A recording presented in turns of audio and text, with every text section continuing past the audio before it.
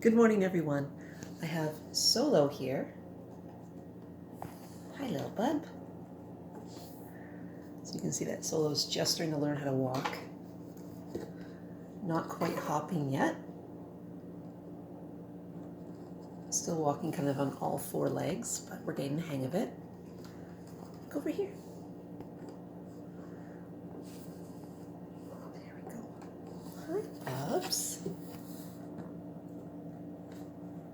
Hi. Yeah, oops. There you go.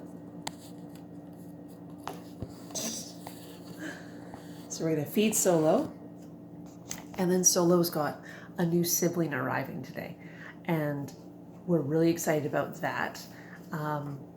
I've had babies in the past that have been raised by themselves, and they get to be pretty antisocial towards other rabbits. Like I have my girl now, Weirdo, who was the Holland I helped last year, and it was a foster fail. She was very social towards rabbits. Like at the time I also had Bucky, and she wanted to cuddle with Bucky, but Bucky was, again, antisocial, being raised by herself. And it's a good thing and a bad thing. It means there wasn't enough feral babies around that I was able to get siblings for them. Same time, it means that they're human dependent, which is fine, but we also want them to not be aggressive. And key to that being, if I can put Solo down for a second, that happened. So that's a bunny bite from Weirdo because I smelled like Solo. So I had to, every time I wash my hands or handle Solo, I have to wash my hands again before I go and say hi to Weirdo. Otherwise, Weirdo will bite me and get aggressive. She's very territorial with the smells. Hi.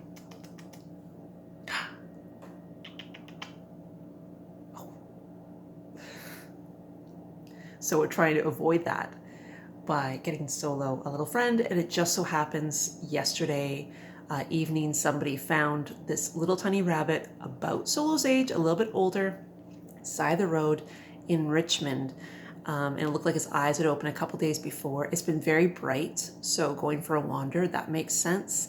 I know Solo with his eyes just opening 2 days ago now. Whenever he's out walking, he's squinting because it's so bright. So it's possible the baby got out and then lost his bearings of where his nest was. So that one's coming today. I'm feeding Solo a little more than usual today to make sure that when they get together, there's no resource guarding issues.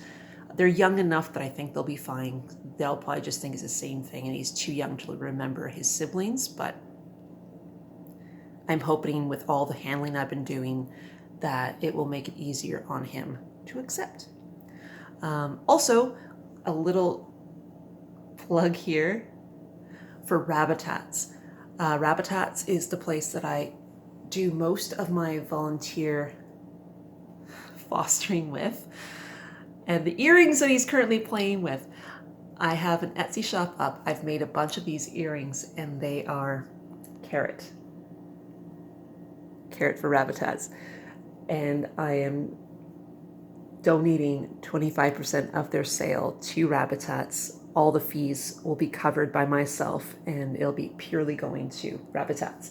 So they come with circles, they come without circles. You can say what you want in the item, and I'll have that link down below.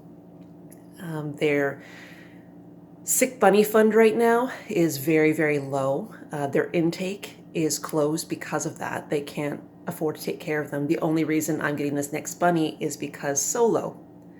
In for a penny, in for a pound. We have baby bunny. It's whatever's going to be the best case for the long run. And that little guy, he's young enough that he needs proper care.